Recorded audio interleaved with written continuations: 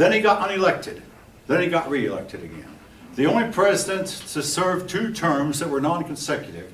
They didn't know whether he should be called the 22nd president or what, so they finally, an act of Congress made him the 22nd and the 24th president of the United States. So his 2 terms, so it's like he's the same man. I mean, when I was going to list of presidents, you might have caught, I talked about Hayes, Garfield, Arthur, Cleveland, Harrison, Cleveland, McKinley. You heard Cleveland's name twice. But anyway, Grover Cleveland. Now, folk, the campaign elected him was one of the dirtiest in history, in that Grover Cleveland, while he was running for president, he was a Democrat. He was the first Democrat since James Buchanan. In other words, all the ones from Lincoln through Harrison, from Lincoln through Arthur were Republicans. But Grover Cleveland was Democrat.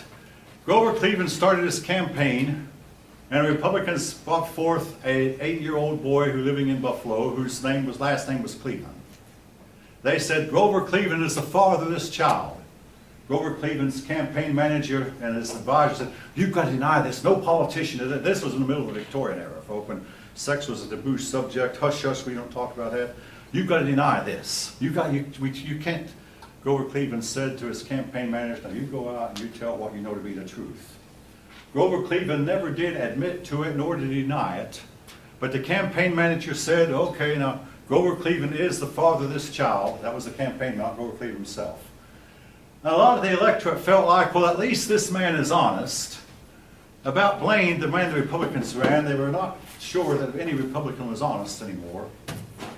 I mean, this was the 1880s, folks. So anyway, to make a long story short, after one of the dirtiest campaigns in all of history, with a lot of mudslinging, Cleveland won the election. The election was so close it was disputed, but Blaine said, no, we just went through a disputed election in 1876. Let's not do the same thing now. So he declined to dispute the election. The Democrats, the Republicans had a campaign slogan. They had a little boy saying, Ma, Ma, where's my pa? The Democrats answered, he's on his way to the White House, ha, ha, ha.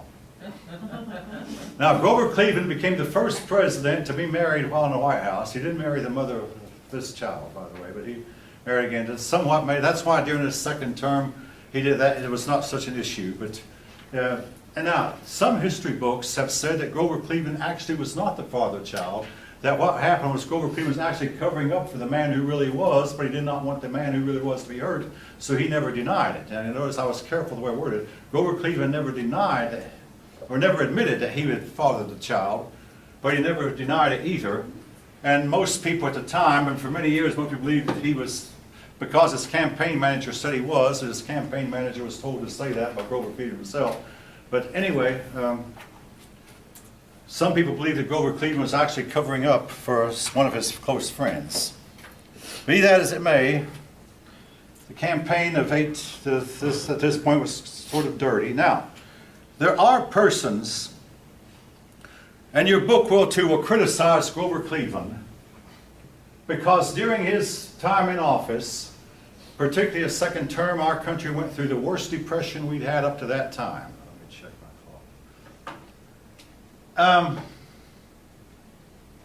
Now, a group of people marched on Washington and said to Grover Cleveland, you can help us. We're not demanding handouts, we're just saying, give us work. There's all kinds of bridges that need to be built. There's all kinds of roads that need to be built.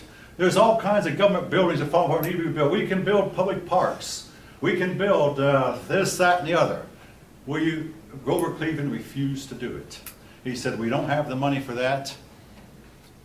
Your book will condemn Grover Cleveland for that, because after all, in today's world, governments are supposed to get us out of depression, and I say that tongue-in-cheek. In Grover Cleveland's day, he did not believe that he was supposed to get us out of depression. And by the way, I want to say this. The depression did end. It ended without government help. Many years later, we had another depression, even worse. The depression of the 30s I'm talking about, and the government stepped in to help, and that depression went on and on and on and on and on and on. It finally ended when the war broke out. We'll talk more about that in more detail. Some people believe that if Grover Cleveland, where would he have gotten the money to build all these roads and bridges and pay the workers? He'd have had to borrow it, folk. Some people believe if Grover Cleveland had started this debt practice that we have now, of the government going deeper and deeper into debt, we'd have been bankrupt long ago. As it was, it did not get started till Roosevelt in the 1930s. Under Roosevelt, the country went in debt and stayed. And we still are to this day. Under Andrew Jackson, the debt was paid. Under Lincoln, Wilson went and put us deeper in debt, but Harding and Coolidge brought us down. Then came the Depression, the debt went up, and the debt has really gone out of sight. How much more can we go? I mean, we had a debt ceiling at one time. We get to the debt ceiling, we just raise the ceiling. Get to that side, we raise the ceiling. How much deeper can we go in, folk? But Grover Cleveland refused. Now, again, time will tell, was he right? I have read some people, historians, who say that Grover Cleveland was one of the best presidents we had. He held the line. He refused to get the country into deeper in debt. Other people have said, no, Grover Cleveland, your own authors seem to think Grover Cleveland turned his back on the cries of the poor and was heartless and cruel. And personally, I think Grover Cleveland was right. All right, with that, folk, be back in about 10 minutes.